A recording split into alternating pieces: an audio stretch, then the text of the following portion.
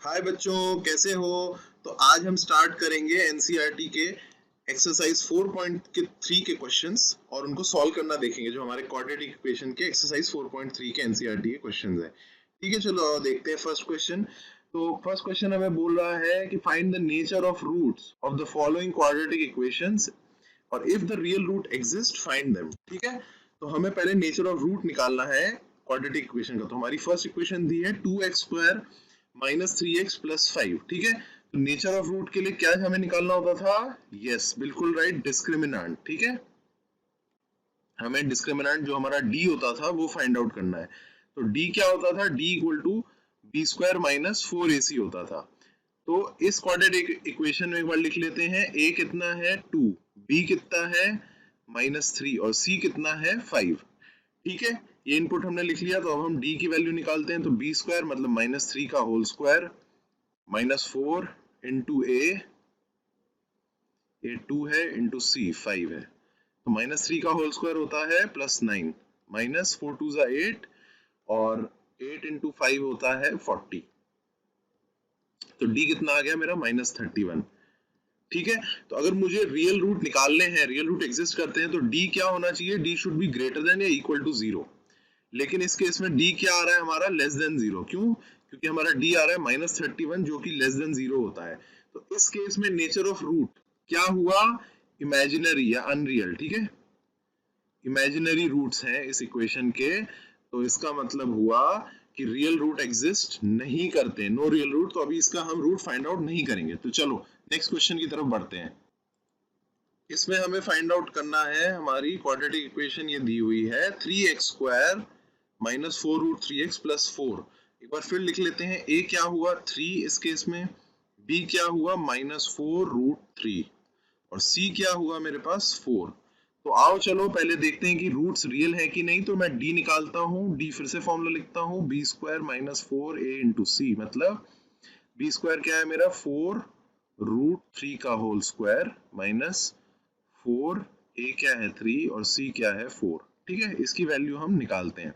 तो d क्या आया मेरे पास? 4√3 का होल स्क्वायर हुआ 4 का स्क्वायर 16 इंटू √3 का स्क्वायर। √3 का स्क्वायर होता है 3। ठीक है, तो मतलब 16 इंटू 3 माइनस 4 3 12 इंटू 4 कितना आया? 16 3 48, 12 4 48। तो d कितना आ गया मेरा? 0। इसका मतलब जो रूट्स है वो कैसे हुए? वो हुए रियल एंड इक्वल। ठीक है, roots are real and equal. ठीक है ना, याद है सबको कि d इक्वल टू 0 की ये कंडीशन होती है। ठीक है, तो अब d इक्वल टू 0 हो चुका है, तो हमें रूट्स निकालने हैं। तो रूट्स क्या होते थे? x इक्वल टू, फॉर्मूला लिख लेते हैं, minus b plus minus √d, मतलब डिस्क्रिमिनेंट जो कि b² माइनस 4ac होता है अपॉन 2a। ठीक है, अब d तो 0 हो गया, तो x क्या हुआ इसमें? x equal to minus of b, तो माइनस ऑफ -4√3। d 0 है तो प्लस माइनस 0, उसका कोई वैल्यू नहीं है, जस्ट लिख दिया मैंने, अपॉन 2 इंटू ए क्या है? 3। तो x क्या आया मेरे पास? दोनों जो रियल एंड इक्वल रूट्स हैं, तो x आया मेरे पास 4√3 अपॉन 6। मतलब क्या हुआ है? 2√3 अपॉन 3। तो मेरे पास रूट आया 2√3 अपॉन 3। ओके, चलो नेक्स्ट क्वेश्चन की तरफ बढ़ते हैं। नेक्स्ट क्वेश्चन कह रहा है कि ये हमारी क्वाड्रेटिक इक्वेशन है 2x² माइनस 6x प्लस 3। तो हम फिर लिख लेते हैं, a equal to 2, b equal to -6 और c इक्वल टू होता है इसका 3। तो d निकालते हैं। d का फॉर्मूला लिखते हैं, b² माइनस 4ac, डिस्क्रिमिनेंट निकालने की कोशिश कर रहे हैं, इक्वल टू -6 का whole square -4 into 2 into c क्या है? 3। तो d क्या आया? 36, 6 स्क्वायर माइनस 6 का स्क्वायर होता है +36 माइनस 4 2 जा 8, 8 इंटू 3 24। मतलब ये आ गया 12। तो d मेरे पास 12 आ गया। तो सबसे पहले मैं लिखूंगा d इज ग्रेटर देन, एक बार इधर लिख देता हूँ, d equal to 12, d is greater than 0। इसका मतलब इंप्लाइज रूट्स आर रियल और अनइक्वल। ठीक है, real and unequal in nature. ठीक है, अब d आ गया मेरे पास 12, तो मेरे पास फॉर्मूला होता है क्वाड्रेटिक का जो हमने फॉर्मूला पढ़ा था, x equal to minus b plus minus under root d upon 2a। Okay, तो क्या बना, minus of minus 6 plus minus under root 12 upon 2 into 2। तो x आया 6 प्लस माइनस, अच्छा 12 को कैसे लिख सकते हैं, 4 इंटू 3। ये देखो यहाँ लिख के दिखाता हूँ, 12 को हम लिख सकते हैं, अंडर रूट 12 को ऐसे लिख सकते हैं हम, under root 4 into under root 3। Under root 4 क्या होता है, 2, 4 का स्क्वायर रूट 2, तो 2 रूट 3 ऐसे लिख सकते हैं 12 को, ठीक है, अपॉन 4। ठीक है, तो हमारा x1 एक रूट क्या हुआ, 6 प्लस, सॉरी एक मिनट ठीक कर लेते हैं हम, एक रूट हुआ 6 प्लस 2 रूट 3 बाय 4 और x2 हुआ 6 माइनस 2 रूट 3 अपॉन 4। ठीक है, इसको और भी अभी हम सॉल्व कर सकते हैं, वो करके देखें। इसको और सॉल्व करना, बेसिकली 2 से डिवाइड कर देना है क्योंकि 2 कॉमन है, तो x1 आ जाएगा, 2 कॉमन लिया तो 3 प्लस रूट 3 अपॉन 2 और x2 आ जाएगा 3 माइनस रूट 3 अपॉन 2। तो ये हमारा आंसर हुआ, ये हमारे रूट्स हुए और roots are real and unequal in nature. ठीक है, चलो नेक्स्ट क्वेश्चन की तरफ बढ़ते हैं।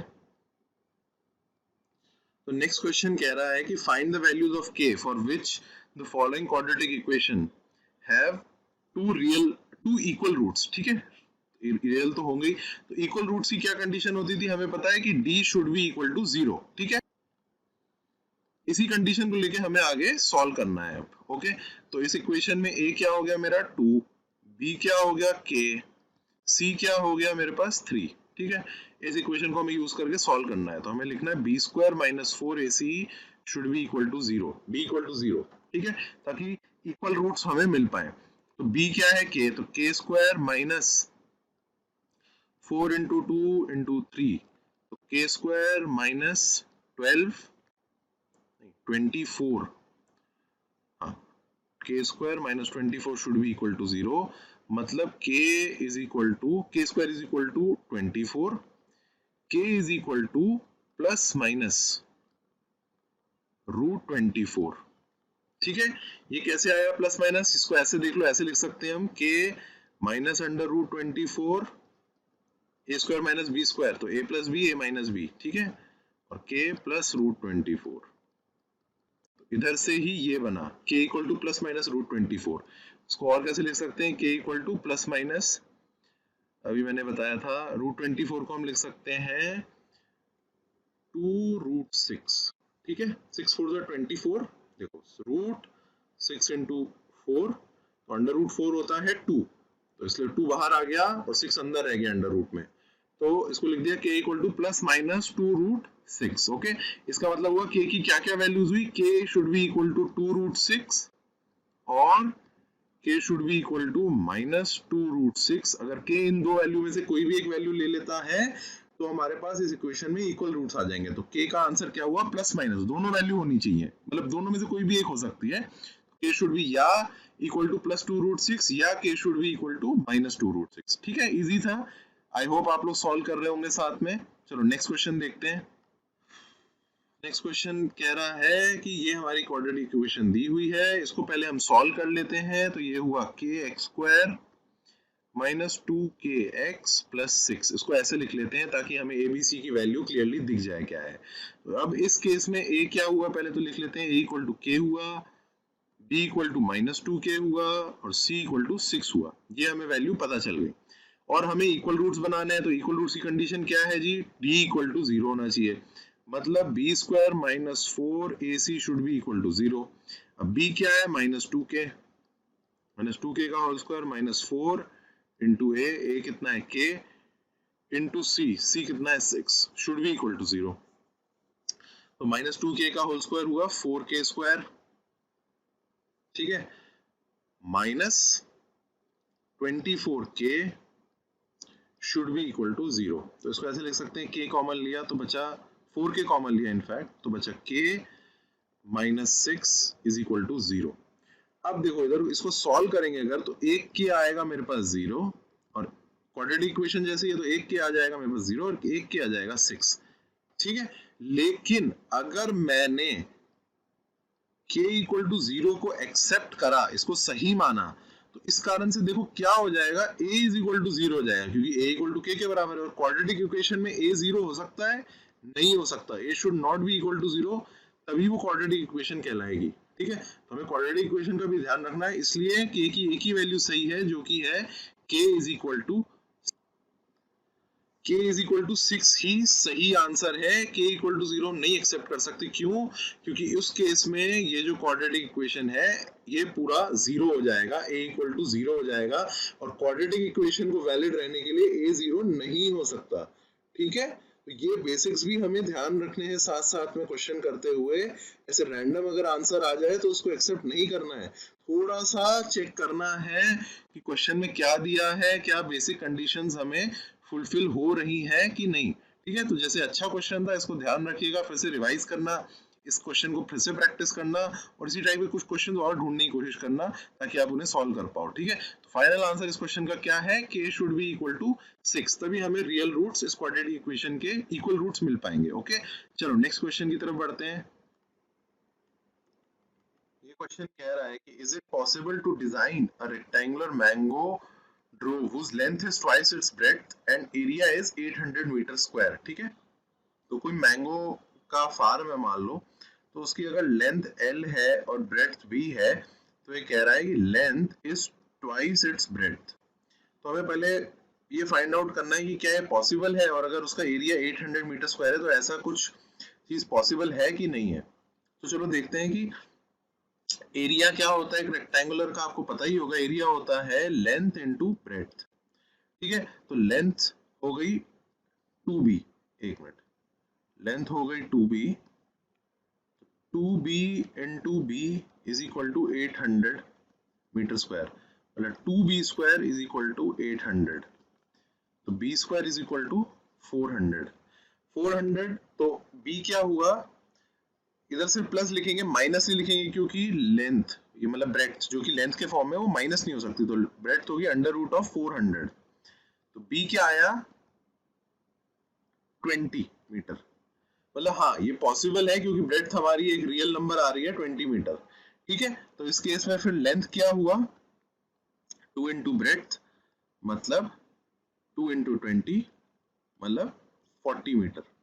तो हमें अगर ये फाइंड आउट करना था, जैसे कि यहाँ पे ये पॉसिबल है कि नहीं, हम और तरीके से भी फाइंड आउट कर सकते थे। B square is equal to 400, तो b square minus 400 is equal to 0। तो अगर हम इसका डी निकालें, इस केस में a कितना हो गया 1, b कितना हो गया 0, और c कितना हो गया माइनस 400। ठीक है, तो d equal to b square minus 4ac होता है, तो b तो 0 है, 0 का square minus 4 into 1 into minus 400, तो d क्या आ रहा है प्लस 1600 आ रहा है मेरे पास। तो d क्योंकि ग्रेटर देन 0 है, तो इसका मतलब यस, ऐसा लेंथ और ब्रेड्थ b और l is possible for this particular mango grove. ठीक है, तो हमने सोल्यूशन से यहाँ निकाल लिया कि b हमारे पास आ गया 20 मीटर और लेंथ आ गया हमारे पास 40 मीटर। तो यस, ये इसको ऐसे प्रूव कर सकते हैं और फिर हम अपना लेंथ और ब्रेड्थ निकाल सकते हैं। ठीक है, चलो नेक्स्ट क्वेश्चन की ओर बढ़ते हैं। नेक्स्ट क्वेश्चन भी सेम ही टाइप का है। Is the following situation possible is to determine the present ages. Sum of the ages of two friends is 20 years. तो पहले टू फ्रेंड्स की एजेस हम करंट एजेस x और y मान लेते हैं। ठीक है, ये प्रेजेंट एज मान लेते हैं दोनों फ्रेंड्स की। ठीक है, तो sum of ages of two friends is 20 years, मतलब x plus y is equal to 20 हमें दिया हुआ है। 4 years ago product of their ages in years was 48। तो 4 years ago एजेस क्या होगी, 4 years ago एजेस होगी x माइनस 4 और y माइनस 4। ठीक है, product of their ages was 48, तो x minus 4 into y minus 4 हमें दिया हुआ है 48। तो ये अगर मैं अपनी इक्वेशन 1 कह दूं, तो y is equal to 20 minus x, और ये हो जाएगी इक्वेशन नंबर 2, और ये इक्वेशन नंबर 3। तो मैं y पुट करता हूं फ्रॉम 2 to 3, तो x minus 4, 20 minus x minus 4 is equal to 48। इस क्वाड्रेटिक इक्वेशन को हमें पहले अभी क्वाड्रेटिक इक्वेशन के फॉर्म में इसको ले आते हैं। तो ये बना x minus 4, 16 minus x is equal to 48, और लिखते जाते हैं। तो हुआ 16x minus x square minus 64 plus 4x is equal to 48। इसको और सॉल्व करते हैं तो बना minus x square plus 20x minus 64 minus 48 is equal to 0। इसको मैं इधर लिखता हूँ, माइनस कॉमन ले लेते हैं तो x square minus 20x plus ये हुआ 64 प्लस 112। ठीक है, तो ये हमारी क्वाड्रेटिक इक्वेशन अब आ चुकी है। ओके, तो हमें सबसे पहले ये चेक करना है कि इसका d कैसा है, ग्रेटर देन 0, लेस देन 0 कैसा। तो जैसे क्वाड्रेटिक इक्वेशन में a equal to 1, b equal to minus 20 है और c इक्वल टू 112 है। ठीक है, तो हमें d निकालना है, तो d हुआ b square minus 4ac equal to minus 20 का होल स्क्वायर, ठीक है, माइनस 4 इंटू a 1 है इंटू c 112 है। तो माइनस 20 का होल स्क्वायर हुआ 400 माइनस 448, मतलब माइनस 48। इसका मतलब d आ गया लेस देन 0। क्या मतलब हुआ, ये जो क्वाड्रेटिक इक्वेशन है इसके रूट्स आर इमेजिनरी। ठीक है, मतलब हमें जो इनिशियल ये जो कंडीशन दी हुई है एजेस की दोस्तों की, दिस इज नॉट पॉसिबल, ये सिचुएशन पॉसिबल नहीं है क्योंकि रूट्स इमेजिनरी है। ठीक है, ये डिफरेंट इसमें कंडीशन बना दी, रूट्स आर इमेजिनरी। क्वेश्चन उसी टाइप का था जो हम अभी तक करते आ रहे हैं, लेकिन इसमें रूट्स आर इमेजिनरी मतलब ये कंडीशन पॉसिबल नहीं है। तो ऐसे पहले आपको कंडीशन चेक करनी है। ठीक है, चलो नेक्स्ट क्वेश्चन की तरफ बढ़ते हैं। Is it possible to design a rectangular park of perimeter 80 metre and area 400 metre square, if so find the length and breadth. तो पेरीमीटर दिया हुआ है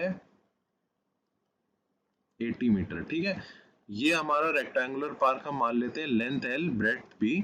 ठीक है, तो पेरीमीटर क्या होता है 2 इंटू एल प्लस बी, मतलब पूरे पार्क की जो टोटल ये डिस्टेंस है ऐसे चलने की उसका सम होता है perimeter. 2 into l plus b is 80। ठीक है, तो एल प्लस बी आ गया मेरे पास 40, ये एक मेरे पास इक्वेशन आ गई। और एरिया दिया है 400 मीटर स्क्वायर, मतलब l into b is 400 metre square. तो b equal to 40 minus l, ये मेरी इक्वेशन नंबर 1 हो गई, ये इक्वेशन नंबर 2 हो गई। इधर से मैं b पुट करता हूं इक्वेशन नंबर 1 में, तो l into 40 minus L is equal to 400। ठीक है, तो ये बना 40l minus L square is equal to 400। ठीक है, या L square minus 40l is equal to, sorry एक ये हुआ L square minus 40l plus 400 is equal to 0। तो अब अगर ये चेक करना है कि ये डिजाइन पॉसिबल है कि नहीं, तो हमें क्या निकालना होगा, इसका डिस्क्रिमिनेंट। तो डिस्क्रिमिनेंट हुआ b स्क्वायर माइनस 4ac इस केस में। चलो सॉल्व करते हैं डिस्क्रिमिनेंट के लिए। तो b हुआ माइनस 40 का whole square minus 4 into 1 into 400, तो 40 का स्क्वायर हुआ 1600 माइनस 1600। ठीक है, तो इससे d क्या आ गया मेरा 0, मतलब इसके रूट्स रियल हैं और इक्वल हैं। तो मतलब is it possible to design rectangular park, yes ये तो पॉसिबल है। अब इसको हमें बस सॉल्व करना है। तो l क्या हुआ minus of minus 40 plus minus 0, क्योंकि d हमने निकाल लिया था, अपॉन 2 इंटू 1। तो 40 बाय 2 मतलब l आ गया मेरे पास 20। ठीक है, l मेरे पास आ गया इस केस में 20, और ब्रेड्थ क्या आ जाएगा, ब्रेड्थ था 40 माइनस l, मतलब 40 माइनस 20 मतलब 20। तो यस, ऐसा पार्क करना डिजाइन करना पॉसिबल है, और जिस केस में लेंथ क्या हुई 20 मीटर और ब्रेड्थ भी आ गई मेरे पास 20 मीटर। तो इससे हमारी एक्सरसाइज 4.3 आपके एनसीईआरटी की खत्म होती है। हमने कई टाइप के क्वेश्चन यहाँ सॉल्व करे, कई सारी चीजें नई सीखी। ठीक है, तो चैनल के साथ बने रहिएगा, हमारे चैनल को जरूर सब्सक्राइब करिएगा, हमारे वीडियोस को लाइक कीजिएगा। अब नेक्स्ट वीडियो में हम कवर करेंगे PYQs, previous year questions quadratic equation के, जिसमें हम देखेंगे पहले क्या क्वेश्चंस पूछे जाते हैं हमारे एग्जाम में। ठीक है, तो थैंक यू हमारे वीडियो वॉच करने के लिए, और पढ़ते रहिएगा, मेहनत करते रहिएगा, और हमारे चैनल पढ़ाई जीपीटी के साथ जुड़े रहिएगा। Thank you.